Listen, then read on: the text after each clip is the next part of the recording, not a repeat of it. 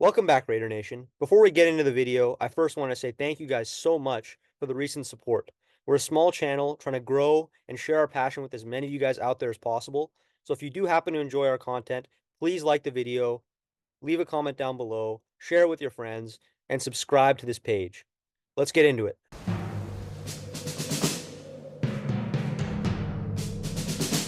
The autumn wind is a pirate, blustering in from sea. With a rollicking song, he sweeps along, swaggering boisterously. His face is weather-beaten. He wears a hooded sash, with a silver hat about his head, and a bristling black mustache. He growls as he storms the country, a villain big and bold. And the trees all shake and quiver and quake as he robs them of their gold.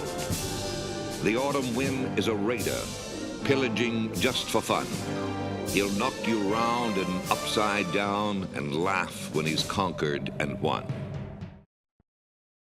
Raider Nation, the draft is finally over, and in this video, we're going to be grading every single pick that the Raiders made in this past draft. So starting off hot, we got round one, pick 13. The Raiders selected Brock Bowers, tight end out of Georgia. So this player he's a steal. You know, he was rated on the consensus big board the 7th overall prospect, and the Raiders were able to grab him at 13. But I gave this pick an A minus just because the positional value wasn't there, even though the player, is a historically great player. I think he's the best tight end prospect we've seen in the past 20 to 30 years.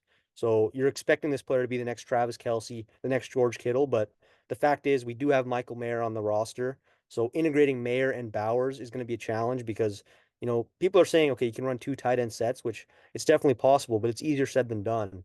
You need that speed, and with Bowers, he's a little bit undersized. So I don't know how they're going to integrate him and Mayer into the offense, but it's going to be very interesting to see what they do. But yeah, two tight ends back-to-back years is really interesting. So what do you think, Rashawn? Yeah, I went ahead and gave this an A grade only because I think we drafted the best player available by far. And like you said, number 7 ranked on the big board in a majority of places. And him falling to 13 is no one expected that. People really expected the Jets to not take your boy Olu Fashanu and actually take Brock Bowers. But the Jets passed. They felt like they didn't need him. I don't know who the Jets tight end is. Um, I don't know if they even have a tight end, so that really made no sense. But I guess they feel comfortable with Mike Williams and Garrett Wilson, so they passed on him. And I know earlier we saw Chargers were going to take him, but Chargers took Joe Alt, who was consensus best tackle in the draft. But like Jim Harbaugh said, he's a weapon. Tackles are offensive weapon too, which I don't know about that. But Brock Bowers, definitely a great pick. Generational talent at tight end, 13th overall, and we'll be okay. I think with two tight ends, we'll be okay. Michael Mayer, a dual-headed monster at tight end. But yeah, I like the pick. And a best player consensus overall. Yeah, so yeah, I agree. He's a really good player, but also I wanted to get into too that I think we wanted to take Michael Penix at this pick. I think that's what we expected that he was going to be there. But of course, the Atlanta Falcons made the shocking pick to draft him at number 8. And we even heard Telesco say that we were expecting to go grab a quarterback in round 1. So I think the pick was going to be Penix, as we've consistently hammered home on this channel. But he was taken, and we just picked the best player available, which is that doesn't really fail in the draft. So I would say solid pick. So moving on to number 2, our round 2 pick, Jackson Powers Johnson, who played center at Oregon, but I think we're going to be using it as a guard. I give this pick an A grade because, like you said, we took the best player available on our big board.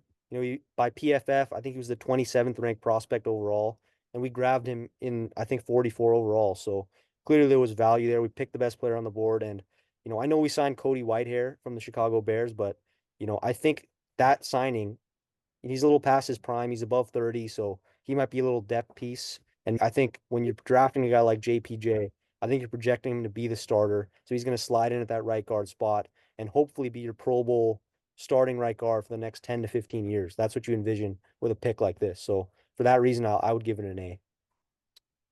Yeah, and I had it at a B plus grade. I think his trade is at the center position, and obviously we just re-signed Andre James. So I don't know if obviously center is not really a need for us.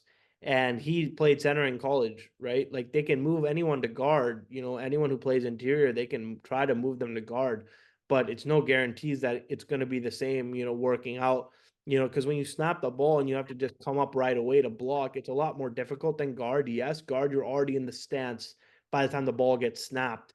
Um, and that's makes it easier. Okay, but we do have Dylan Parham on one side, and I actually like the Cody Whitehair pickup, Pro Bowler on the Chicago Bears, and that's something that I felt like we didn't need it there, but a nice little acquisition, I guess, because in Telesco's interviews he said that after Penix was gone, the odds of picking a quarterback fell to zero. There was no chance they were going to take a quarterback in round 2 or round 3, um, in any of the second or third days. And Rattler ended up going to the Saints. I mean, I was kind of disappointed we didn't take a quarterback in this draft, just overall.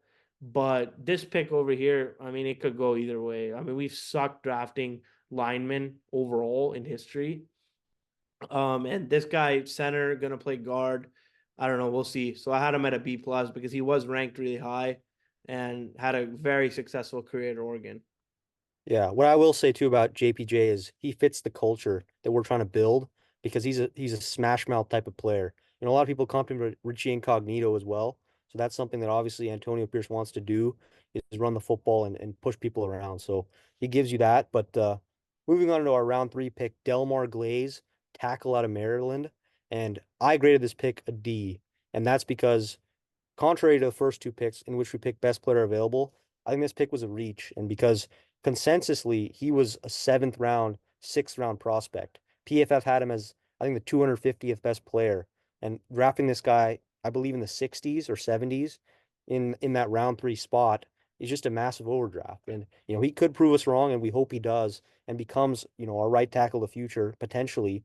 And he's going to sit behind Thayer Munford, obviously, this season. But, you could have had him later in the draft, I believe. So, it's a classic reach. We've seen this with the Raiders several times throughout the last 5 to 10 years is you're drafting guys higher than what they're expected to go. And so you could have got this guy later in the draft, but again, you're just solidifying the line of scrimmage. We needed depth at the right tackle position. We're pretty high on Thayer Munford on this channel. We like what he's done so far. So obviously I think he's expected to be that right tackle, starting right tackle this season. So you're getting Glaze to sort of sit behind him and be that swing tackle, especially for this year. So yeah, I'm gonna give it a D just because I think there were better tackles available. But yeah, positionally I think it was good, but the player not so much. Yeah, and I had him at a C minus grade. Obviously, he's a big dude, 6'4", 315. 6'4" is a little bit undersized for a tackle. Tackles are usually 6'6" and above. Yeah, he had an overall grade of 48 out of 100, which is not great. 22nd position rank.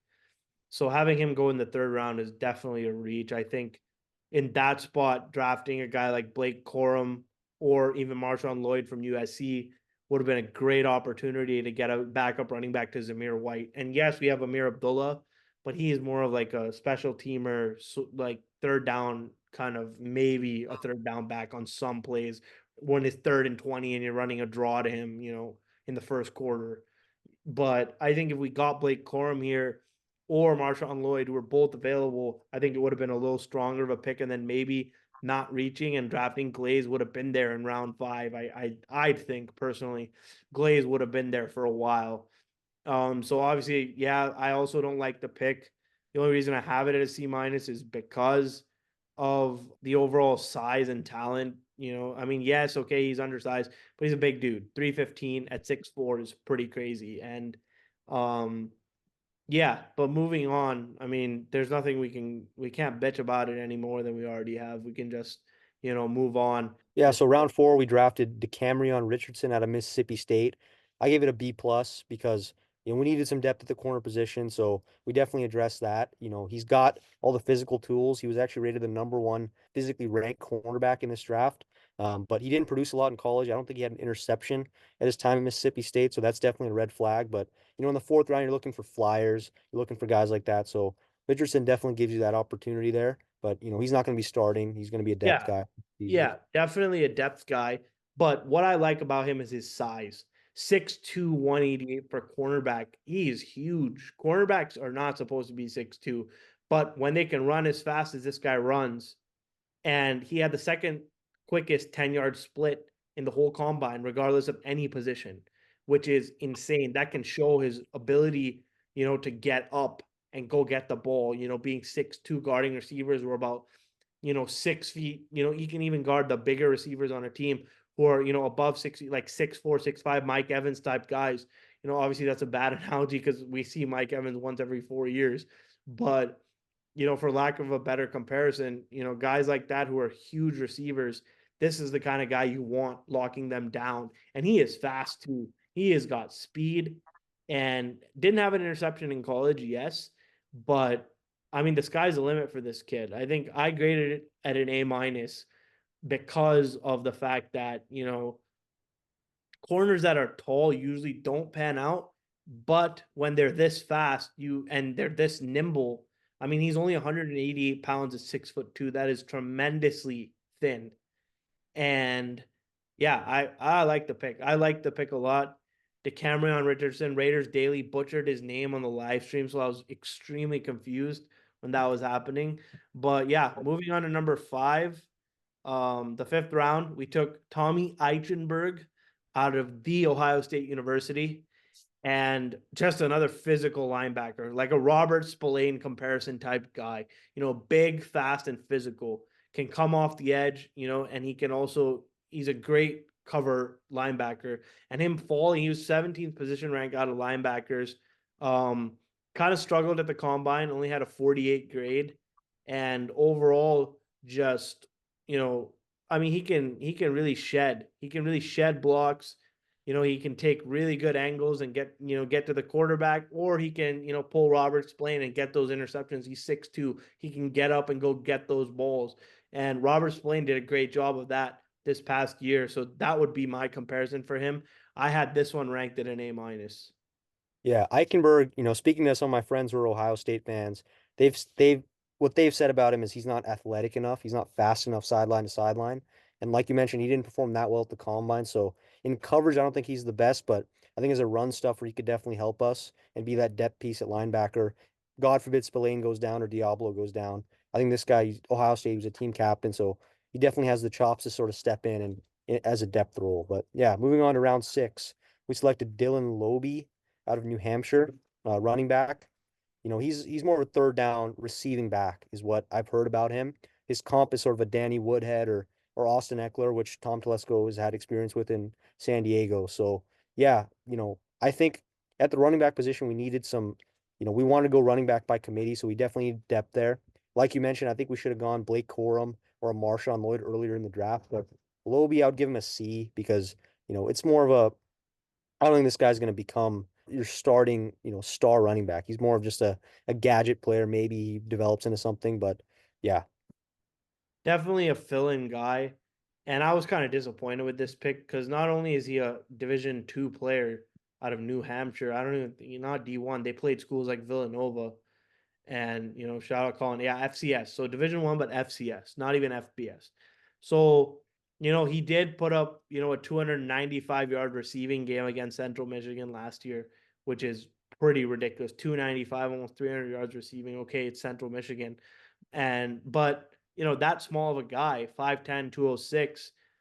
Yeah, one of those gadget players for sure, but no telling if he's really going to develop anything. Missing out on Blake Corum and Marshawn Lattimore really stings. I'm not going to lie to you. But moving on to round 7, the Raiders had a couple picks here, and they drafted Trey Taylor out of Air Force, who's a hard-hitting safety, 5'10", 209, and plays his best ball near the line of scrimmage.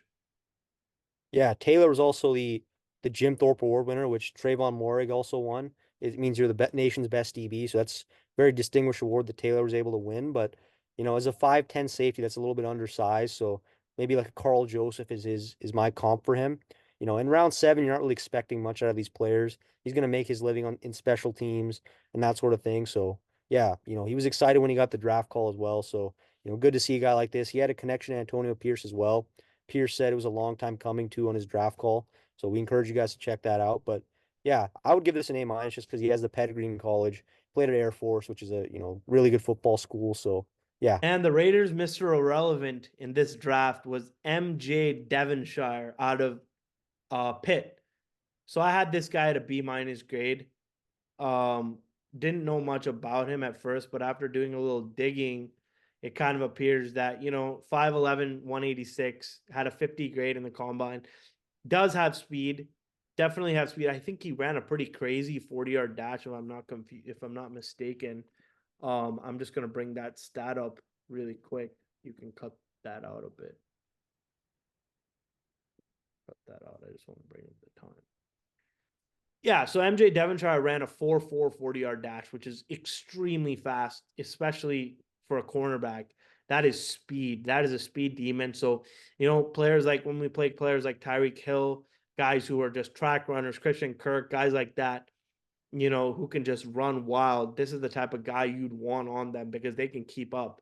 No clue how good his cover corner skills are going to be, but speed is one thing you can't teach, and that's what MJ Devonshire has in his bag.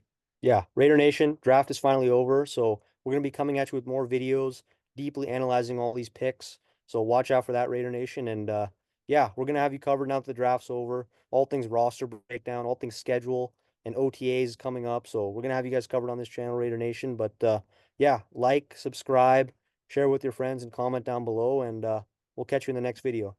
But for now, Silver and Black Attack signing off.